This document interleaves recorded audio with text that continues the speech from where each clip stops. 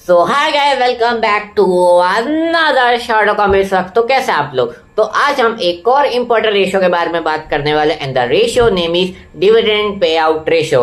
कल हमने बात करी थी ईपीएस के बारे में कि कंपनी जो अपने टोटल अर्निंग्स करती है उसमें पर शेयर होल्डर को कितना अर्निंग्स मिल रहा है, that is your EPS. Per share पे एक कंपनी कितना दे सकती है to the equity shareholder, that is your EPS.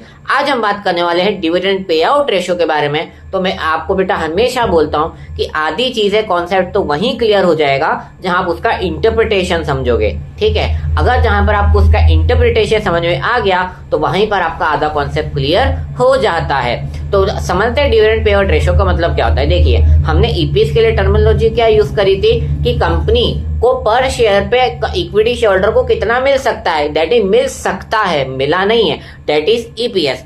But company उस अर्निंग्स में से कितना देती है to the shareholder, that is dividend. समझ में आया बेटा? कुछ जो अर्निंग्स कंपनी कर रही है उस अर्निंग का कितना पोर्शन कंपनी देती है किसको, इक्विटी शेयर होल्डर को, that is your dividend. Earnings में से जो पार्ट इक्विटी शेयर होल्डर को दिया जाता है उसको अपन क्या बोलते हैं बेटा? डिविडेंड बोलते हैं। तो डिविडेंड पे आउट रेशियो का मतलब ही होता है कि हाउ मच परसेंटेज और portion, how much percentage of EPS you are paying to the equity shareholder. तो डिविडेंड पे आउट रेशियो का फॉर्मूला क्या बन जाएगा? Dividend per share divided by earnings per share into 100। मैंने बोला मान लो मुझे 2 रुपए देने का है, ठीक है, पर होल्डर को 2 रुपए देना है, लेकिन मुझे ऐसा लग रहा है कि उसमें से 50% ही मुझे देना चाहिए, 50% अपने पास रखना चाहिए। तो डिविडेंड पे आउट रेशियो क्या हो गया बेटा? 50%, क्योंकि 1 रुपए ही मैं 2 रुपए कमा रहा हूं तो उसमें से 1 रुपए ही क्या दे रहा हूं मैं?